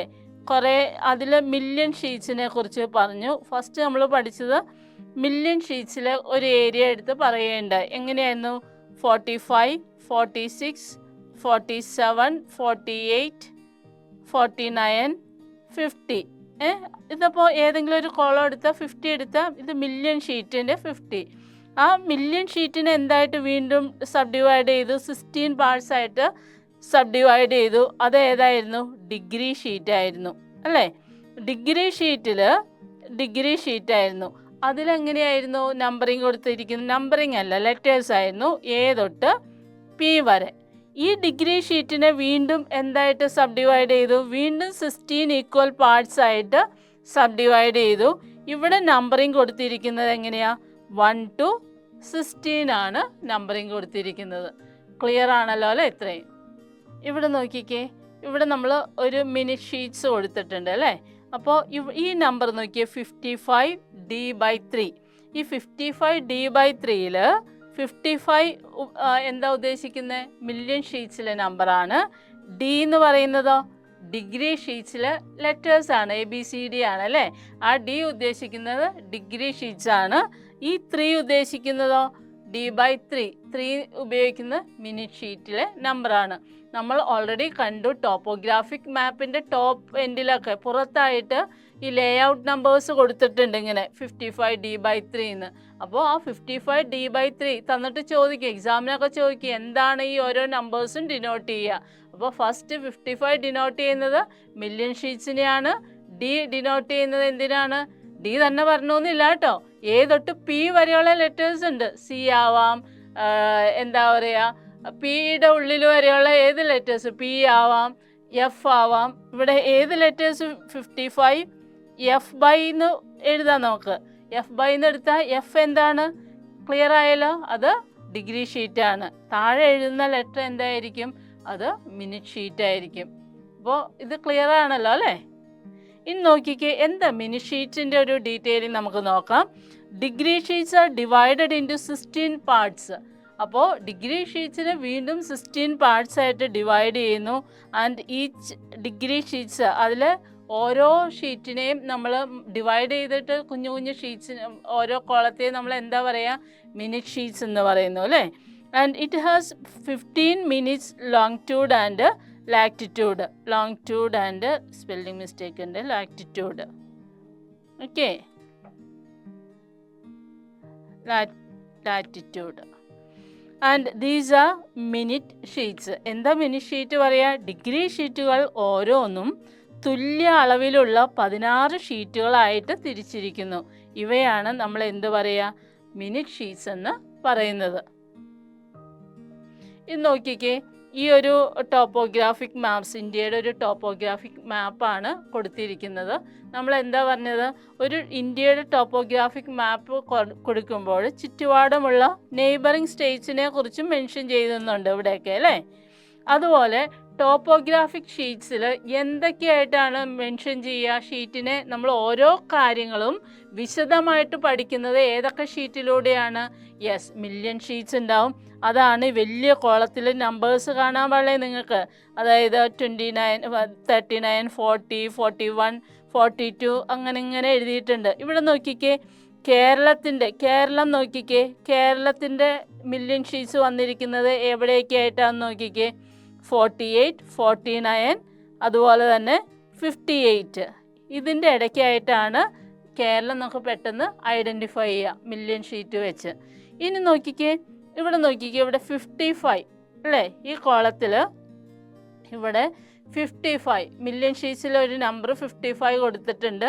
അതിനെ കണ്ടോ? സബ് ഡിവൈഡ് ചെയ്തേക്കുന്നത് കണ്ടോ? ഡിഗ്രി ഷീറ്റായിട്ട് A to P വരെ ഡിനോട്ട് ചെയ്തേക്കുന്നത് കണ്ടോ? ഡിഗ്രി ഷീറ്റായിട്ട്. അതുപോലെ ഇവിടെ വേറൊരു കോളത്തിൻ്റെ ഡിഗ്രി ഷീറ്റിന് അവർ വീണ്ടും മൈന്യൂട്ട്, അതായത് സെയിം 55-ലെ ഡി എന്ന ഒരു കോളം എടുത്തു. അതിനെ വീണ്ടും എന്തായിട്ട് സബ് ഡിവൈഡ് ചെയ്തിട്ടുണ്ട്? യെസ്, മിനിറ്റുകളായിട്ട് അല്ലേ? അപ്പോൾ ആ ഡി എന്ന ഒരു സ്പെഷ്യൽ കോളത്തെയാണ് വീണ്ടും 16 പാർട്സ് ആയിട്ട് സബ് ഡിവൈഡ് ചെയ്യുന്നത്. ഓരോന്നിനും 1 തൊട്ട് 16 വരെ നമ്പേഴ്സ് കൊടുത്തിട്ടുണ്ട്. ഇത്രയും നിങ്ങൾക്ക് ക്ലിയർ ആയല്ലോ? ഇനി നമുക്ക് conventional signs and symbols in troposphere, അതായത് ട്രോപ്പോസ്ഫിയറിലെ അടയാളങ്ങളെയും ചിഹ്നങ്ങളെയും കുറിച്ച് പഠിക്കാം. നമ്മൾ പറഞ്ഞു ടോപ്പോഗ്രാഫിക് ഗ്രാഫിൽ ഒത്തിരി ചിഹ്നങ്ങൾ, സയൻസ്, ഡിഫറെൻറ്റ് കളേഴ്സൊക്കെ കാണാം അല്ലേ? അപ്പോൾ അതൊക്കെ ഡീറ്റെയിൽ ആയിട്ട് എങ്ങനെയാണ് എന്താണെന്നൊക്കെ നമുക്ക് നോക്കാം. Various features on the air surface R represented in topographic maps using different colours and symbols. എന്താ പറഞ്ഞിരിക്കുന്നത്? ടോപ്പോഗ്രാഫിക് മാപ്സിൽ ഡിഫറെൻറ്റ് കളേഴ്സിലും സിംബൽസിലുമാണ് പല കാര്യങ്ങളും, അതായത് യൂണിവേഴ്സിലുള്ള പല ഫിസിക്കൽ കൾച്ചറൽ തിങ്സ് എല്ലാം കൊടുത്തിരിക്കുന്നത്.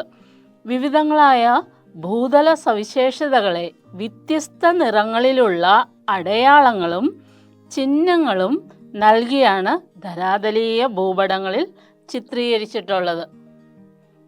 അതുപോലെ the colours and symbols used in the top sheets R internationally accepted. അത് വളരെ ഇമ്പോർട്ടൻ്റ് ആണ്.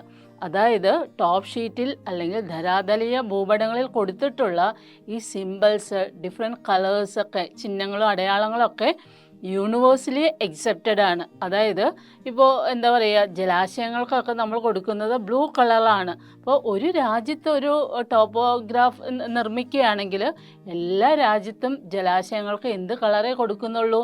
ബ്ലൂ കളർ തന്നെയാണ്. കാരണം വേറൊരു രാജ്യത്തുള്ള ഒരാളെടുത്ത് നോക്കിയാലും നമ്മളുടെ ഈ ജിയോഗ്രഫിക്കൽ ഡീറ്റെയിൽസ് കറക്റ്റായിട്ട് അവർക്ക് അറിയാൻ ഇടയാവണം. അതുകൊണ്ടാണ് ടോപ്പോഗ്രാഫിക് ഗ്രാഫിൽ സിംബൽസ് ആൻഡ് സയൻസ് എല്ലാം ഒരുപോലെ കൊടുത്തിരിക്കുന്നത്.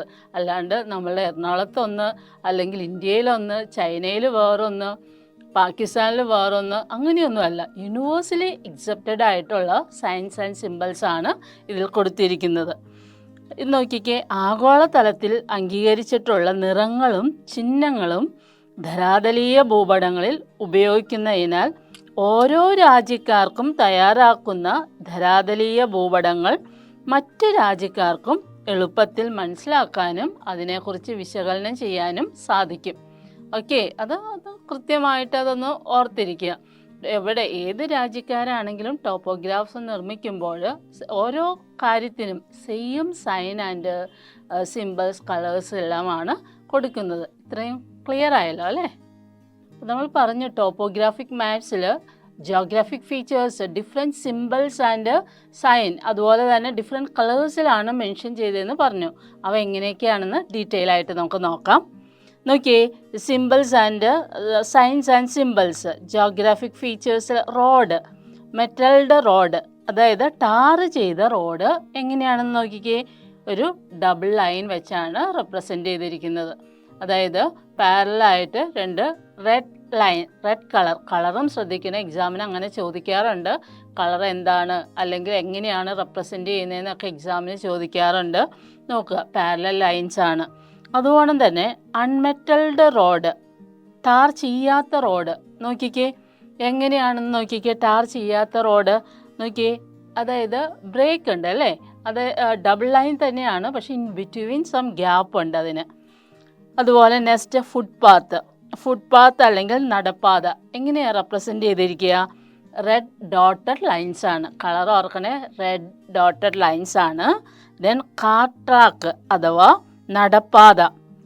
വണ്ടിപ്പാത. എങ്ങനെയാണ് വണ്ടിപ്പാത റെപ്രസെൻ്റ് ചെയ്തിരിക്കുന്നതെന്ന് നോക്കിക്കേ. ഒരു സിംഗിൾ ലൈനാണ് അല്ലേ, റെഡ് കളറിലുള്ള ഒരു സിംഗിൾ ലൈനാണ്. അതുപോലെ ബ്രിഡ്ജ് വിത്ത് റോഡ്, പാലവും റോഡും. നോക്കിക്കേ, റോഡിന് നമ്മൾ പഠിച്ചു അല്ലേ, രണ്ട് റെഡ് പാരലൽ ലൈൻസ് ആണെന്ന് പഠിച്ചു. അതിൻ്റെ മേളിൽ ബോത്ത് സൈഡ്സിലും ആയിട്ട് നോക്കിക്കേ ഒരു വഞ്ചിയുടെ ഷേപ്പിൽ ഒരു സിമ്പൽ കൊടുത്തിട്ടുണ്ട് അല്ലേ. അതെല്ലാം റെഡ് കളറാണ്. അത് മനസ്സിരുത്തി പഠിക്കണം കേട്ടോ. അതുപോലെ നോക്കുക, ജിയോഗ്രഫിക് ഫീച്ചേഴ്സ് ബൗണ്ടറി അല്ലെങ്കിൽ അതിർത്തി എങ്ങനെയാണ് റെപ്രസെൻ്റ് ചെയ്യാൻ നോക്കുക. അപ്പോൾ ഇതുവരെ ഡിസ്കസ് ചെയ്തത് നോക്കിയ റോഡുകൾ, പലതരത്തിലുള്ള റോഡ്, നടപ്പാത, ഇവയെല്ലാം റെപ്രസെൻ്റ് ചെയ്യുന്നത് ഏത് കളറിലായിരുന്നു? റെഡ് കളറിലാണ്.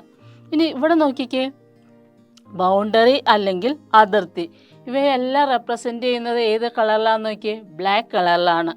നോക്കിയേ, ഇൻ്റർനാഷണൽ ബൗണ്ടറി അതായത് അന്താരാഷ്ട്ര അതിർത്തി എങ്ങനെയാണ് റെപ്രസെൻ്റ് ചെയ്തേക്കുന്നത്? ഇത്തിരി ബോൾഡ് ലൈനും അതുവേണം ചെറിയ ഒരു ബബിൾസ് പോലെ ചെറിയൊരു റൗണ്ടുമാണ് അല്ലേ. അതുപോലെ സ്റ്റേറ്റ് ബൗണ്ടറി നോക്കുക, സംസ്ഥാന അതിർത്തി അല്പം തിൻ ലൈൻ വിത്ത് ചെറിയൊരു ബ്ലാക്ക് ഡോട്ടാണ് കൊടുത്തിരിക്കുന്നത്. നെക്സ്റ്റ് നോക്കിയേ, ഡിസ്ട്രിക്ട് ബൗണ്ടറി അഥവാ ജില്ലാ അതിർത്തി തിൻ ലൈൻസ് ആണ്, ഡോട്ടഡ് ലൈൻസ് ആണ് കൊടുത്തിരിക്കുന്നത്. ഇനി താലൂക്ക് ബൗണ്ടറി നോക്കിക്കേ, താലൂക്ക് അതിർത്തി എങ്ങനെയാണ്? അതിനും ചെറിയ ഡോട്ടഡ് ലൈൻസ് ആണ് കൊടുത്തിരിക്കുന്നത്. അപ്പോൾ ഇങ്ങനെ ഓർത്താൽ മതി.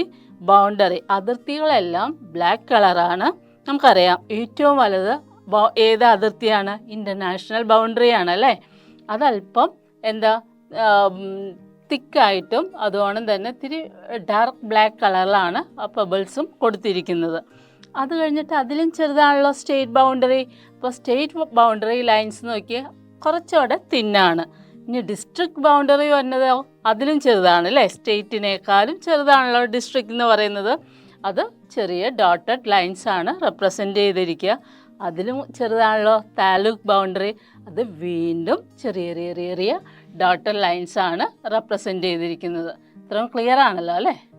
ഇനി നമുക്ക് റെയിൽ പാതകൾ എങ്ങനെയൊക്കെയാണ്, ഏത് കളർ കൊണ്ടാണ് ഡിനോട്ട് ചെയ്തിരിക്കുന്നത് നോക്കാം. നോക്കിയേ, റെയിൽവേ ബ്രോഡ് ഗേജ് അഥവാ റെയിൽപാത ബ്രോഡ് ഗേജ് ഏത് ലൈനാണ്? ബ്ലാക്ക് കളറാണ്. പാരലൽ ലൈൻസിന് ഇൻ ബിറ്റ്വീൻ ഇത്തിരി ബോൾഡായിട്ടൊരു ക്രോസ് ആയിട്ട് കുറച്ച് എന്താ പറയുക തിക്ക് ലൈൻസ് കൊടുത്തിട്ടുണ്ട്. അതുപോലെ റെയിൽവേ വിത്ത് സ്റ്റേഷൻ, റെയിൽപാതയും റെയിൽവേ സ്റ്റേഷനും. ഓക്കെ, റെയിൽവേ പോലെ കൊടുത്തിട്ട് അതിൻ്റെ മേളിൽ ചെറിയൊരു ബോക്സ് കൊടുത്തിട്ടുണ്ട് അല്ലേ, റെയിൽപാതയും റെയിൽവേ സ്റ്റേഷനും. അതുപോലെ റെയിൽവേ മീറ്റർ ഗേജ്, റെയിൽപാതയുടെ മീറ്റർ ഗേജിന് നോക്കിക്കേ, നേരെ ബ്ലാക്ക് കളറിൽ 2 പാരലൽ ലൈൻസ് കൊടുത്തിട്ട് നേർത്ത വരകൾ ക്രോസ് ആയിട്ട് കൊടുത്തിട്ടുണ്ട്. ഇതെല്ലാം ബ്ലാക്ക് കളറാണ്, കളറും ഓർത്തിരിക്കണം കേട്ടോ. അടുത്തത് ലെവൽ ക്രോസിംഗ് നോക്കിക്കേ, റെഡ് കളറിലാണ് പാരലൽ ലൈൻസ് കൊടുത്തിട്ട് അതിന് ക്രോസ് ആയിട്ട് നമുക്ക് ആ റെയിൽവേ ബ്രോഡ് ഗേജിൻ്റെ അതേ തന്നെ സിമ്പൽ ക്രോസ് ആയിട്ട് റെപ്രസെൻ്റ് ചെയ്തിട്ടുണ്ട് അല്ലേ. അതായത് റെയിൽപാതവും. ഇനി അടുത്തതോ റെയിൽവേ വിത്ത് ബ്രിഡ്ജ്, റെയിൽപാതയും പാലത്തിന് നോക്കിയാൽ സെയിം സിമ്പൽ തന്നെ. നമ്മൾ ആദ്യം റോഡിൻ്റെ പാലം 2 സൈഡിലും ഒരു വഞ്ചിയുടെ ഷേപ്പിൽ റെഡ് കളറിൽ ഒരു എംബ്ലം കൊടുത്തിട്ടുണ്ട്. ഇത്രയും ക്ലിയർ ആയല്ലോ അല്ലേ. ഇനി നമുക്ക് വാട്ടർ ബോഡീസ് ഏത് കളറാന്ന് നോക്കിക്കേ, ബ്ലൂ കളറിലാണ് റെപ്രസെൻ്റ് ചെയ്തിരിക്കുക. അതായത് സ്ട്രീം അരുവികൾ, നേർത്ത ലൈൻ, വളഞ്ഞ നേർത്ത ഒരു ലൈനാണ് കൊടുത്തിരിക്കുന്നത്. അതുകൊണ്ട് റിവറിൻ്റെ എംബ്ലം നോക്കിക്കേ, ഒരു വൈ ഷേപ്പിൽ, റിവേഴ്സ് വൈ എഴുതിയ ഷേപ്പിൽ ഒരു എംബ്ലമാണ് ബ്ലൂ കളറിൽ കൊടുത്തിരിക്കുന്നത്. അതുപോലെ തന്നെ ടൈഡൽ റിവേഴ്സ് കൊടുത്തിട്ടുണ്ട് അല്ലേ, വേലിയേറ്റ സ്വാധീനമുള്ള നദികളാണ്. വേലിയേറ്റത്തിൽ ആ ടൈമിലുള്ള റിവറിൻ്റെ ഒരു പിക്ചർ കൊടുത്തിട്ടുണ്ട്. നോക്കിക്കേ, വെള്ളം ഇൻ ബിറ്റ്വീൻ ഡോട്ടഡ് ലൈനിൽ കാണുന്നത് വാട്ടർ ഇങ്ങനെ കയറുന്ന ഒരു പിക്ചറാണ് കൊടുത്തിരിക്കുന്നത്. ഇനി നോക്കിക്കേ, സ്പ്രിങ് അല്ലെങ്കിൽ നീരുറവ, ഒരു പ്ലസ് സിമ്പൽ പോലെ അല്ലേ, അല്ലെങ്കിൽ ഒരു കുരിശിൻ്റെ ആകൃതി പോലെയാണ് അവ കൊടുത്തിരിക്കുന്നത്. ഇനി നോക്കിക്കേ, വെൽ അഥവാ കിണർ, ഒരു ചെറിയ ഡോട്ടഡ് ലൈനാണ് അല്ലേ. അതുപോലെ ട്യൂബ് വെൽ അല്ലെങ്കിൽ കുഴൽ കിണർ കൊടുത്തിരിക്കുന്നത് നോക്കിക്കേ, ഒരു ചെറിയ ട്രയാങ്കിൾ ഷെയ്ഡ് ചെയ്തുപോലെയാണ് എന്ത് കൊടുത്തിരിക്കുന്നത്, കുഴൽ കിണർ അല്ലെങ്കിൽ ട്യൂബ് വെല്ലിൻ്റെ പിക്ചർ കൊടുത്തിരിക്കുന്നത്. ഇതൊക്കെ കൃത്യമായിട്ട് പഠിച്ചിരിക്കണം കേട്ടോ. ക്ലിയർ ആണല്ലോ. ഇനി നമുക്ക് നോക്കാം വെജിറ്റേഷൻ അല്ലെങ്കിൽ സസ്യജാലങ്ങളുടെ സിമ്പിൾസ് എങ്ങനെയാണെന്ന് നോക്കാം. നോക്കിയേ, ഗ്രാസ്, ചെറിയ ചെറിയ പുല്ലിങ്ങനെ പൊടിച്ചു വരുമ്പോഴാണോ അല്ലേ. അതുപോലെ പാംസ്, പനകൾ കൊടുത്തിരിക്കുന്ന ആ പനയുടെയൊക്കെ നമ്മൾ എന്താ ചെറിയ കുട്ടികൾ പന വരയ്ക്കുന്ന ഷേപ്പൊക്കെ തന്നെയാണ്. അതിനു മുമ്പ് ഇതിൻ്റെ കളേഴ്സ് നോക്കണേ, എല്ലാം ഗ്രീൻ കളറിലാണ് കൊടുത്തിരിക്കുന്നത്. അതുപോലെ കോണിഫറസ് ട്രീസ്, ആ ട്രീസിൻ്റെ മുകൾ വശം ഒരു കോൺ ഷേപ്പിലായിരിക്കും ഉള്ളത്. അതുപോലെ ബാമ്പു, മുളകളെ റെപ്രസെൻ്റ് ചെയ്യുന്നത് നോക്കിക്കേ, മേലിൽ 2 ചെറിയ ലീവ്സ് സ്പ്രൗട്ട് ചെയ്ത് വന്നോണം, താഴെ ഒരു ചെറിയൊരു മാർക്കിംഗ് ഉണ്ട് അല്ലേ. അതുപോലെ ഡെൻസ് ഫോറസ്റ്റ്, തിക്ക് ഫോറസ്റ്റിനെയാണ് ഡെൻസ് ഫോറസ്റ്റ്, ഇടതൂർന്ന വനങ്ങളെയാണ് ഡെൻസ് ഫോറസ്റ്റ് എന്ന് പറയുക. അതിൻ്റെ എംബ്ലം നോക്കിക്കേ, ഒരു ഓവൽ ഷേപ്പിൽ ഒരു ഗ്രീനിഷ് ബോക്സ് കൊടുത്തിട്ട് അതിൻ്റെ നടുക്ക് ഡെൻസ് ഫോറസ്റ്റ് എന്ന് എഴുതിയിട്ടുമുണ്ട്. അതുപോലെ റിസർവ് ഫോറസ്റ്റ്, റിസർവ് വനങ്ങൾ, അതൊരു ഡോട്ടഡ് ലൈൻസ് കൊണ്ടാണ് റെപ്രസെൻ്റ് ചെയ്തിരിക്കുക. നമുക്ക് ഒന്നുകൂടെ നോക്കാം. പുല്ലുവർഗ്ഗങ്ങൾ, ചെറിയ പുല്ലിങ്ങനെ പൊടിച്ചു വരുമ്പോഴും കാണാം. ദെൻ പനകളുടെ എംബ്ലം നോക്കുക. സ്തൂപികാഗ്ര വനങ്ങൾ, മേളിൽ നോക്കിയേ, ഒരു കോൺ ഷേപ്പിലാണ്, അതുകൊണ്ടാണ് കോണിഫറസ് ട്രീസ് എന്ന് അതിന് പേര് വന്നത്. മുളകൾ, ഇപ്പോൾ ടീച്ചർ ആദ്യം പറഞ്ഞ പോലെ തന്നെ 2 ചെറിയ ലീവ്സ് അങ്ങോട്ടും ഇങ്ങോട്ടും സ്പ്രൗട്ട് ചെയ്ത് വരുന്ന ഒരു രൂപമാണ്. ഇടതൂർന്ന കാട്, ഒരു ഓവൽ ഷേപ്പിൽ എന്താണ് ഗ്രീൻ കളർ കൊടുത്തിട്ട് ഇൻ ബിറ്റ്വീൻ അതിൽ ഡെൻസ് ഫോറസ്റ്റ് എന്ന് എഴുതിയിട്ടുണ്ട് അല്ലേ. അടുത്ത് റിസർവ് വനം റെപ്രസെൻ്റ് ചെയ്യുന്നത് എങ്ങനെയാണ്, ഒരു ഡോട്ടഡ് ലൈൻസ് വെച്ചാണ് റെപ്രസെൻ്റ് ചെയ്യുന്നത്. ഇത്രയും ക്ലിയർ ആയല്ലോ. അത് വേണം. ഇനി നമുക്ക് നോക്കാം പാർപ്പിടങ്ങൾ. അത് വേണം. നോക്കി, സെറ്റിൽമെൻറ്റ്സ്, പാർപ്പിടങ്ങളെയാണ് സെറ്റിൽമെൻറ്റ്സ് എന്ന് പറയുക. ഇവയെല്ലാം റെഡ് കളറിലാണ് കൊടുത്തിരിക്കുന്നത്. പെർമനൻ്റ് ഹൗസ് നോക്കി, ഒരു സ്ക്വയർ തന്നിട്ട് റെഡ് കളർ കൊണ്ട് ഷെയ്ഡ് ചെയ്തിട്ടുണ്ട് അല്ലേ. ഇനി ഒരു ടെമ്പററി ഹൗസ് എങ്ങനെയാണെന്ന് നോക്കിക്കേ, ഷെയ്ഡ് ചെയ്തിട്ടുണ്ടോ? ഇല്ല, റെഡ് കളർ ബ്ലാങ്ക് ആയിട്ട് ഇട്ടേക്കുകയാണ് ടെമ്പററി ഹൗസ്. അതുവേണം ക്ലസ്റ്റേർഡ് സെറ്റിൽമെൻറ്റ്സ്. നോക്കിക്കേ, ചെറിയ ചെറിയ പീസ്, അതായത് വീടുകൾ അടുത്തടുത്തായിട്ടുള്ള വീടുകളാണ്. അപ്പോൾ ചെറിയ ചെറിയ ബോക്സ് ആയിട്ട് അടുത്തടുത്ത് കാണുന്ന വീടുകളെയാണ് ക്ലസ്റ്റേർഡ് സെറ്റിൽമെൻറ്റ്സ് എന്ന് പറയുക. അടുത്തത് ഡിസ്പേഴ്സ്ഡ് സെറ്റിൽമെൻറ്റ്സ്. അവിടെ ഇവിടെയൊക്കെ ആയിട്ടായിരിക്കും കൂടുതൽ വീടുകൾ കാണുക. അതിനെയാണ്, അത് നോക്കിക്കേ, ഒരു വൈ ഷേപ്പിൽ ഇങ്ങനെ ചെറിയ ചെറിയ ബോക്സ് ആയിട്ട് ഹൗസസിനെ റെപ്രസെൻ്റ് ചെയ്തിട്ടുണ്ട്. അതുവേണം ലീനിയർ സെറ്റിൽമെൻറ്റ്സ്. ലീനിയർ, ആ രണ്ട് പാരലൽ ലൈൻസ് തന്നെ വായിക്കുന്ന, അത് ഓർത്ത് അങ്ങനെ പഠിക്കുക. ലീനിയർ സെറ്റിൽമെൻറ്റ്സ് നോക്കുക. എങ്ങനെയാണ് വിസരിത വാസസ്ഥലങ്ങൾ, അതായത് ഒരു ലീനിയർ ലൈൻസ് പോലെയായിരിക്കും അവ കാണപ്പെടുന്നത്. നോക്കിക്കേ, സ്ഥിരമായ വീട് ഒരു സ്ക്വയർ ബോക്സ് ആണ്. ഇൻ ബിറ്റ്വീൻ ഉൾവശം നല്ലതുപോലെ ഷെയ്ഡ് ചെയ്തിട്ടുണ്ട്. അടുത്തതോ താൽക്കാലിക വീടോ, ആ സ്ക്വയർ ബ്ലാങ്ക് ആയിട്ടാണ് ഇട്ടിരിക്കുന്നത്. കേന്ദ്രീകൃത വാസങ്ങളോ, ചെറിയ ചെറിയ ബോക്സ് അടുത്തടുത്തായിട്ട് കാണാം അല്ലേ. അതുവേണം വിസരിത വാസങ്ങൾ. നോക്കിക്കേ, ഒരു ഏകദേശം ഒരു വൈ ഷേപ്പ് വന്നിട്ട് അവിടെ ഇവിടെയൊക്കെ 2-3 ബിൽഡിങ്സുകൾ കാണുന്നതിനെയാണ് വിസരിത വാസങ്ങൾ എന്ന് പറയുന്നത്. ഇത്രയും ക്ലിയർ ആണല്ലോ അല്ലേ. ഇനി നമുക്ക് നോക്കാം ലൈറ്റ് ഹൗസ്. ലൈറ്റ് ഹൗസിൻ്റെ എംബ്ലം നോക്കിക്കേ, ചെറിയൊരു സ്തൂപം പോലെ തന്നിട്ട് അതിൻ്റെ മേളിൽ ഇങ്ങനെ ഒരു ലൈറ്റിൻ്റെ റേസൊക്കെ വരുമ്പോൾ അങ്ങോട്ടും ഇങ്ങോട്ടും ചെറിയ റേ കാണിക്കുന്നുണ്ട് അല്ലേ. അതെന്താണ്? Light house. അടുത്ത് നോക്കിക്കേ, ഹെൽത്ത് സെൻറ്റർ, ആരോഗ്യ കേന്ദ്രം. ഒരു ചെറിയ സ്ക്വയർ ബോക്സ് നടുക്ക് നന്നായിട്ട് ഷെയ്ഡ് ചെയ്തിട്ടുണ്ട്. അടുത്ത് തന്നെ ഡിസ്പെൻസറി എന്നും എഴുതി വെച്ചിട്ടുണ്ട്. അപ്പോൾ നമുക്ക് ഏബിൾ ടു അണ്ടർസ്റ്റാൻഡ് ചെയ്യാൻ പറ്റും അത്. അടുത്തത് എയർപോർട്ടും. അതും നമുക്ക് വലിയ സീനില്ല, പെട്ടെന്ന് മനസ്സിലാക്കാം അല്ലേ. ഒരു ഓവൽ ഷേപ്പിൽ റെഡ് കളറിൽ, പിന്നെ ഒരു എയറോപ്ലെയിൻ്റെ മോഡലും അവിടെ കൊടുത്തിട്ടുണ്ട്. ഇനി നോക്കിയേ, നമുക്ക് ചില വേർഡ്സിൻ്റെ ഫുൾ ഫോം നമുക്കൊന്ന് നോക്കാം. PO, യൂഷ്വലി PO എന്ന് പറയുന്നത്, അല്ലെങ്കിൽ എന്താ പറയുക, ടോപ്പോഗ്രാഫിക് ഷീറ്റ്സിൽ PO എന്ന് പറയുന്നത് റെപ്രസെൻ്റ് ചെയ്യുന്നത് എന്തിനെയാണ്? Post office. TO telegraph office. PTO എന്താ? Post and telegraph office. PS എന്താണ്? പോലീസ് സ്റ്റേഷനെയാണ് PS എന്ന് പറയുക. IB inspection bungalow. Then RH എന്താ? റെസ്റ്റ് ഹൗസിനെയാണ് RH ഷോർട്ട് ഫോമായിട്ട് പറയുന്നത്. അതുപോലെ തന്നെ ഇവിടെ നോക്കിക്കേ, ലൈറ്റ് ഹൗസിൻ്റെ എംബ്ലം. ഇതൊക്കെ നമ്മൾ ഓൾറെഡി ഡിസ്കസ് ചെയ്ത് തന്നെയാണ്. ഇംഗ്ലീഷിനും മലയാളത്തിനും വലിയ വ്യത്യാസമൊന്നുമില്ല അല്ലേ. ഇനി മോണുമെൻറ്റ്സ് ആൻഡ് ബിൽഡിംഗ്. നോക്കിക്കേ, ഒരു ഫോർട്ട്, കോട്ട എങ്ങനെയാണെന്ന് നോക്കിക്കേ. ഒരു സ്ക്വയർ പോലെ വന്നിട്ട് അതിൻ്റെ 4 മൂലയ്ക്കും ഒരു ചെറുതായിട്ട് പുറത്തേക്ക് ബൾജ് ചെയ്തിരിക്കുന്നുണ്ട് അല്ലേ. അടുത്ത് നോക്കിയേ, ടെമ്പിൾ എങ്ങനെയാണെന്ന്. ചെറിയൊരു മകുടം പോലെ മേളിലുണ്ട് അല്ലേ. അങ്ങനെയൊക്കെ ഓർത്ത് എന്തെങ്കിലും ഒരു സിമ്പിൾസ് പ്രത്യേകിച്ച് നോട്ട് ചെയ്ത് പഠിക്കുക.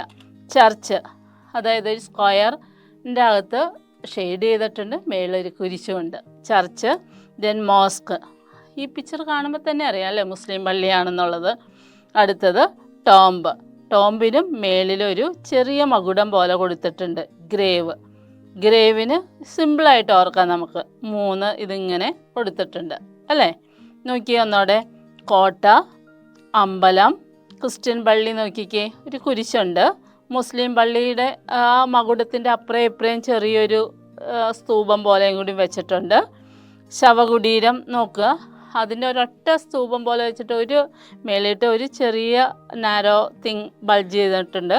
ശവപ്പറമ്പ് നോക്കിക്കേ, 3 ചെറിയൊരു സിമ്പിൾസേ ഉള്ളൂ. അത് നോക്കി പഠിക്കണം കേട്ടോ. അതിൽ ആ ശവപ്പറമ്പ് മാത്രം നോക്കിക്കേ, ബ്ലാക്ക് കളറും ബാക്കിയെല്ലാം എന്ത് കളറ് കൊടുത്തിരിക്കുന്നത്? റെഡ് കളറുമാണ്. കളറും നോട്ട് ചെയ്തോളണം. ഇത്രയും ക്ലിയർ ആണല്ലോ അല്ലേ. ഇനി നമുക്ക് നോക്കാം, ചില ഹൈറ്റുകളൊക്കെ അറിയുന്നെങ്കിൽ എലിവേഷൻ അറിയാൻ വേണ്ടിയുള്ള സിമ്പിൾസ്. ഫസ്റ്റ് വൺ നോക്കിക്കേ, ഇത് റെപ്രസെൻ്റ് ചെയ്യുന്നത് കോണ്ടൂർ ലൈൻസിനെയാണ്, കോണ്ടൂർ രേഖകളെയാണ്. അടുത്ത് നോക്കുക, ഫോം ലൈൻസിനെയാണ്. ഹൈറ്റ് തന്നെ റെപ്രസെൻ്റ് ചെയ്യാൻ വേണ്ടിയിട്ടാണ് ഡോട്ടഡ് ലൈൻസ് ആണ് കൊടുത്തിരിക്കുന്നത്. ഇതൊക്കെ നമുക്ക് ഡീറ്റെയിൽ വരുന്നേ ഉള്ളൂ, പഠിക്കാനായിട്ട് ഡീറ്റെയിൽ ആയിട്ട് നമുക്ക് പഠിക്കാം. ദെൻ സ്പോട്ട് ഹൈറ്റ് കൊടുക്കാൻ, ആ ഹൈറ്റും ഒരു ഡോട്ട് ഇട്ടിട്ട് അതിൻ്റെ എത്ര ഹൈറ്റ് എന്നുള്ളതും അവിടെ റെപ്രസെൻ്റ് ചെയ്യും. ദെൻ ട്രയാങ്കുലേറ്റഡ് ഹൈറ്റ്, ഒരു ട്രയാങ്കിളിലെ ഇൻസൈഡിൽ ഒരു ഡോട്ട് ഇടും, എന്നിട്ട് ഹൈറ്റ് എത്രയാണെന്നുള്ളത് ഔട്ട് സൈഡിൽ കൊടുക്കും. ദെൻ ബെഞ്ച് മാർക്ക്, ഇപ്പോൾ വാട്ടർ ലെവലൊക്കെ നമ്മൾ ബെഞ്ച് മാർക്ക് ചേർത്താണ് പറയുന്നത്. അതിന് BM 215 അല്ലേ, 215 എത്ര ബെഞ്ച് മാർക്ക് ഉണ്ടോ അത്രയും മെഷർ അവിടെ മെൻഷൻ ചെയ്യും.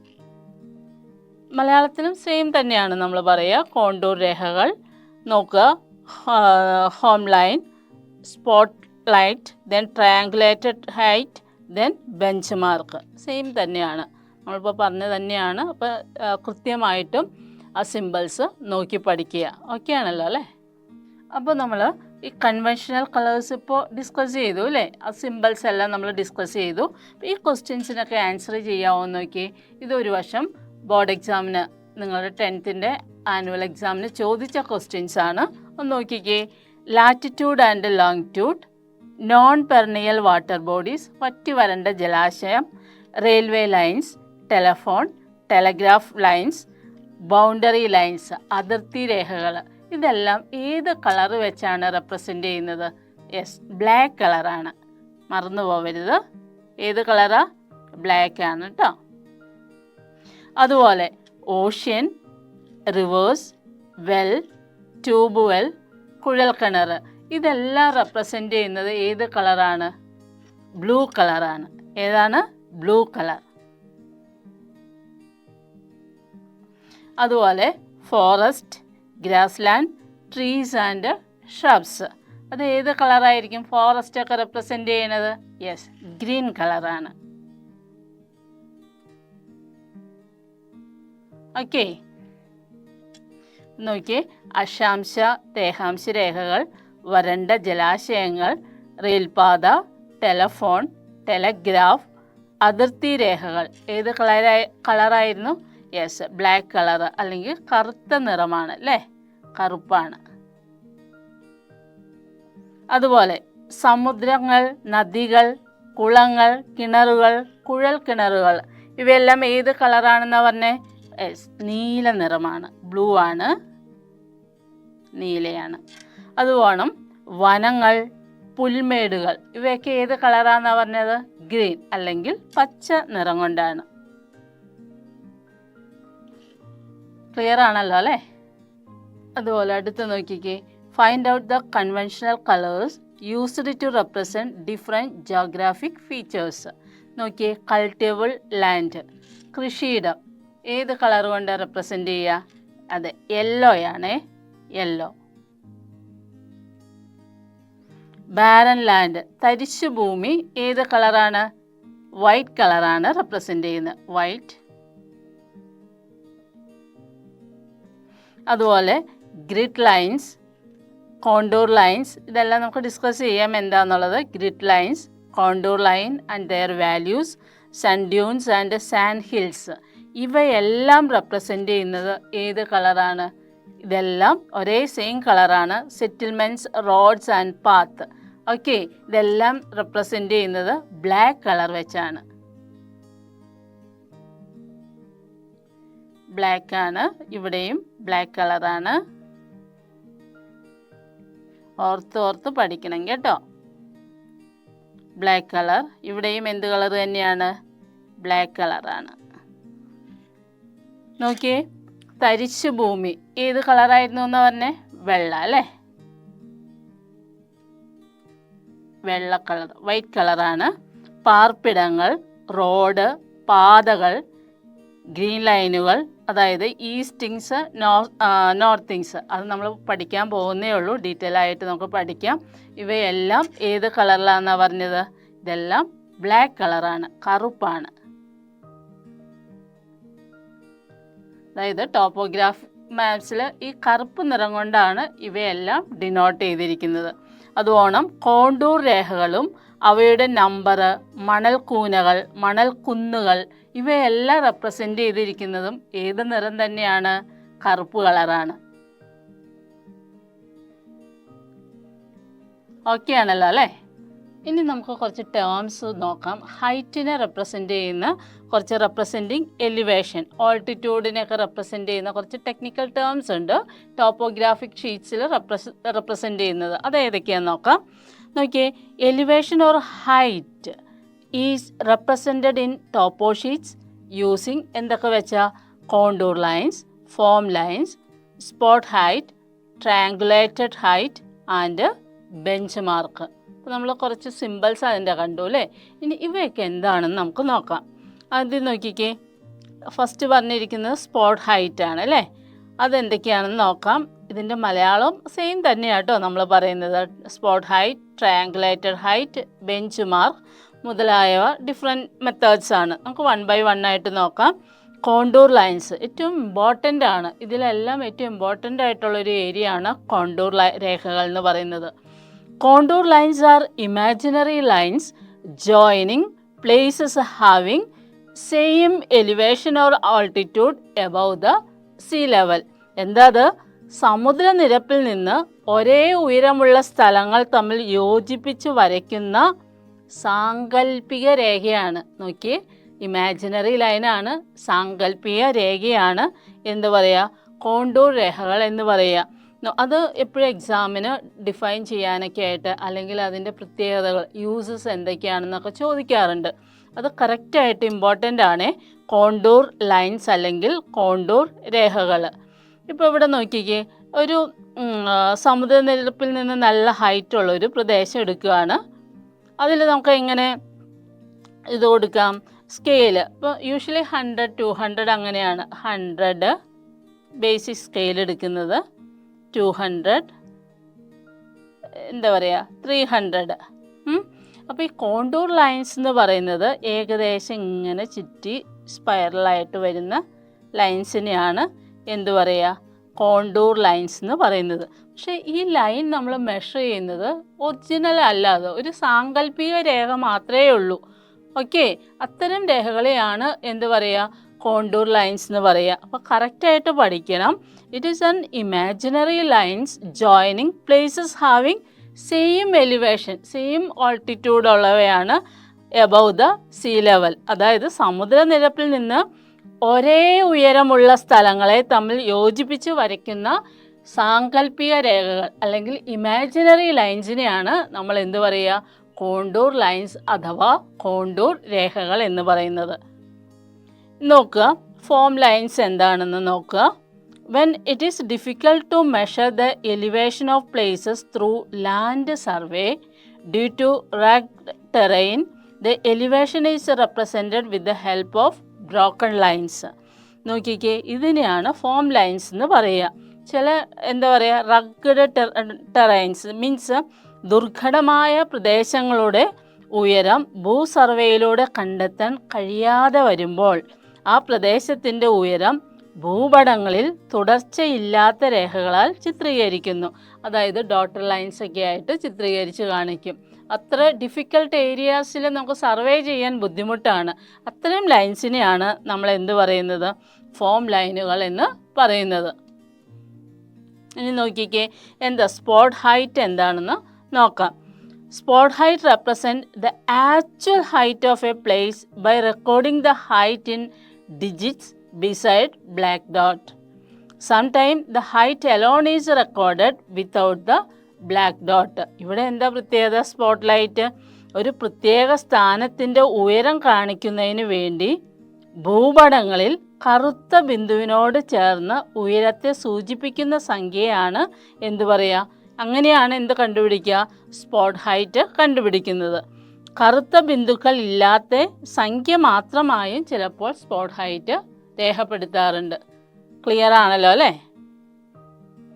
ഇനി നമുക്ക് അടുത്തത് ട്രയാങ്കുലേറ്റഡ്. ഒരു സ്പെല്ലിംഗ് മിസ്റ്റേക്ക് ഉണ്ട്, നമുക്കത് കറക്റ്റ് ചെയ്യാം. Okay, triangulated height.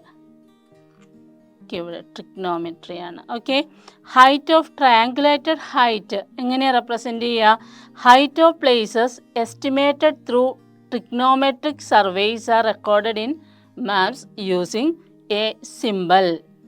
ഓക്കെ, നോക്കിക്കേ, ട്രിഗ്നോമെട്രിക്കൽ സർവേയിലൂടെ കണ്ടെത്തിയ സ്ഥലത്തിൻ്റെ ഉയരം എ ചിഹ്നത്തോടെ ഭൂപടത്തിൽ രേഖപ്പെടുത്തുന്നു. ഒരു എ എന്ന ചിഹ്നത്തോടു കൂടിയാണ് ഇതിൻ്റെ ഹൈറ്റ്. ഇവയെല്ലാം ഹൈറ്റ് റെപ്രസെൻ്റ് ചെയ്യാൻ വേണ്ടിയാണ്. ഇപ്പോൾ ഡിഫറെൻറ്റ് ടൈപ്സ് ഓഫ് ഹൈറ്റ്സ് ഉണ്ട്, അതുകൊണ്ട് ഡിഫറെൻറ്റ് സിമ്പിൾസ് ആണ് ഇവയ്ക്കെല്ലാം കൊടുക്കുന്നത്. ക്ലിയർ ആണല്ലോ അല്ലേ ഇത്രയും? ഇനി നമുക്ക് അടുത്തൊരു ഹൈറ്റ് നോക്കാം. Bench mark. ഇതും ഹൈറ്റ് നോക്കുന്ന ഒരു വേർഡാണിത്. The height of reservoirs and prominent building are recorded along with the letter BM. അതായത് ജലസംഭരണികൾ, പ്രധാന കെട്ടിടങ്ങൾ, ഭയങ്കര ഉയർച്ചയുള്ള കെട്ടിടങ്ങളുടെയൊക്കെ മുതലായവയുടെ ഉയരം BM എന്ന അക്ഷരത്തോടൊപ്പം, ഇവിടെ ഒരു ടെക്നിക്കൽ ടേമാണ് BM എന്ന അക്ഷരത്തോടൊപ്പം. ഇപ്പോൾ ഇടുക്കി ഡാമിലൊക്കെ എത്രയാണ് വാട്ടർ ലെവൽ എന്ന് വെച്ചാൽ BM ഒരു ബെഞ്ച് മാർക്ക് ഉണ്ട്, എന്നിട്ടേ ആ വാട്ടർ ലെവൽ അവിടെ മാർക്ക് ചെയ്യാറുള്ളൂ. ഓക്കെ,